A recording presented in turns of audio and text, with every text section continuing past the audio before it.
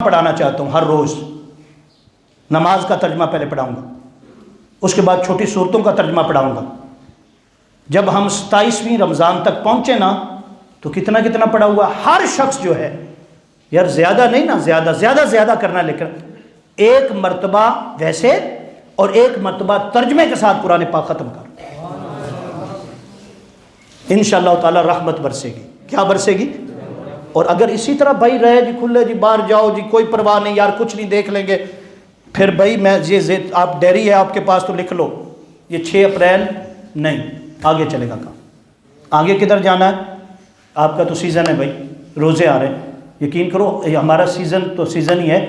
رمضان المبارک کی جو عبادات ہے اس میں بھی خلل پڑ جائے. ایسے ہی ہے. تو اگر اسی طرح آپ آگے حج آ رہا تو اس لیے ہمیں اپنی نہیں ہے بھائی, اپنی نہیں ہے. ہاں سارے مسلم اگر میری وجہ سے کسی کو تکلیف پہنچے نا تو یہ بڑی بات غلط ہوگی.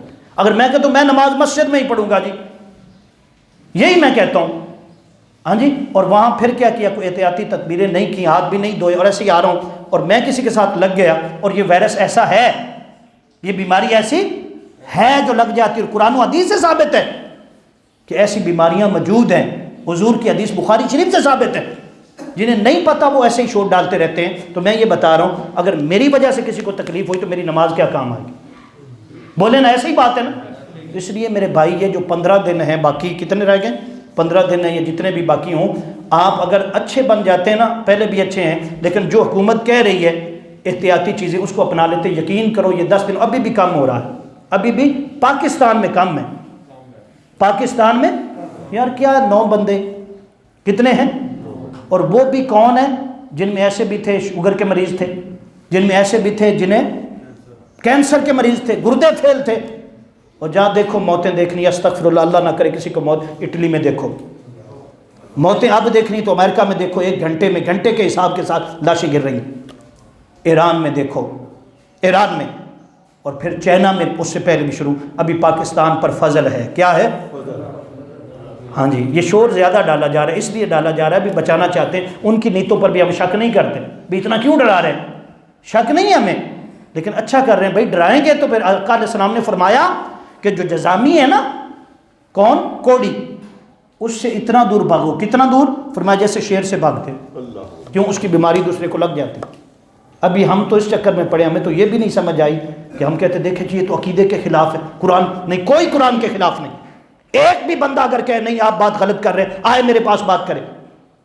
لوگوں کو پتہ نہیں ہوتا, دین کی 4 کتابیں پڑھی ہوتی. کتنی؟ اور ہاضمہ خراب ہوتا ہے.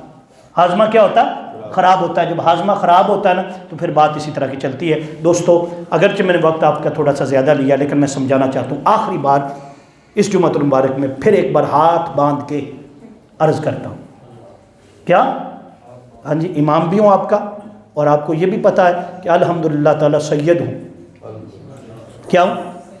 یہ کہہ رہا ہوں ہمارا فائدہ اس میں ہے, ہمارا فائدہ اس میں, ہمارا اللہ چاہتا ہے. اب کیا گھروں میں کوشش کرو, زیادہ سے زیادہ گھروں میں رہو, وہاں توبہ کرو, استغفار کرو, اذانیں پڑھو, اللہ کو یاد کرو, کہو یا اللہ غلطی ہو گئی, یا اللہ ہم گناہ گار ہیں, یا اللہ ہمارے گناہوں کی وجہ سے پوری دنیا. اور یہ بات جیسے میں نے کہا آخری کہہ رہا ہوں, حضرت سیدنا صدیق اکبر نے کہا تھا. کیا کہا تھا؟ فرمایا کہ اگر یہ پتہ چل جائے کہ ساری دنیا کہاں جائے گی؟ جنت میں, اور ایک بندہ ہے جنت میں نہیں جائے گا. یہ کون کہہ رہے؟ فرمایا وہ میں ہوں. میں بڑا گناہ گار, میں خطا کار ہوں, بدعمال ہوں. ہاں جی, وہ کہتے میں ہوں, میں اتنا کام نہیں کر سکا. یہ وہ ہیں جنہوں نے بہت کام کیا. یہ وہ ہیں قرآن کی آیتیں اتری, قرآن کی آیتیں اتری کہ والذی جاء بالصدق وصدق بہ اولئک ھم المتقون. ایک وہ ہے جو سچ لے کر آیا ہے, اور ایک وہ ہے جس نے اس سچ کو قبول کیا ہے. کون ہے؟ صدیق اکبر ہے. کون ہے جی؟ صدیق اکبر ہے. اس لیے, اور پھر کہتے ہیں اگر یہ اعلان ہو کہ ساری دنیا دوزخ میں جائے گی, اللہ نہ کرے, اور ایک بندہ جنت میں جائے گا, ایک بندہ.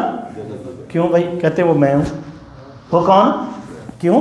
وفا جو کی ہے حضور سے, آقا کے قدموں پر واری واری جو گئے سارا کچھ لٹایا جو ہے, ارے تن من دھن سب کچھ دیا ہے نا, تو وہ کہتے ہیں مجھے پتہ ہے حضور کے صدقے مجھے کچھ نہیں ہوگا.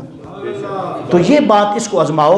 اور مواخات مدینہ، مواخات جن کے پاس مال ہے اللہ نے دیا ہے نا غریبوں کو دے. یہ مواخات مال نے کوئی نہیں کام آنا قبر میں، لیکن اگر مال غریبوں پر خرچ کیا نا تو یہ کام آئے گا. یہ کیا آئے گا؟ جن کی دیہڑیاں بند ہیں، کاروبار بند ہیں، جو مال ہم نے کمایا جن کے پاس ہے، جن کو اللہ نے دیا، انہیں کہہ رہا ہوں ان کو اپنے مال میں شامل کرو. اپنے مال میں آٹا منگواؤ، چینی منگواؤ، مختلف راشن کا سامان تیار کرو، تلاش کرو غریبوں کو، غریبوں کو تلاش کرو. اگر آپ کو نہیں پتا تو میرے ساتھ رابطہ کرو. میں یہ بتا رہا ہوں جن کے گھر کا چولہا نہیں جلتا وہ آ کر کہتے ہیں، بتاتے ہیں کیا بنے گا ہمارا. آج میں نے 4 بندوں سے یہ بات سنی کہ ہمارا کیا بنے گا، ہمارا کیا بنے گا. ہمارے پاس ایک عورت کہنے لگی آ کر، قاری صاحب یہ کب کھلیں گی دکانیں؟ میں نے کہا جب اللہ چاہے گا اور ہماری توبہ قبول ہو جائے گی تو سب کچھ کھل جائے گا.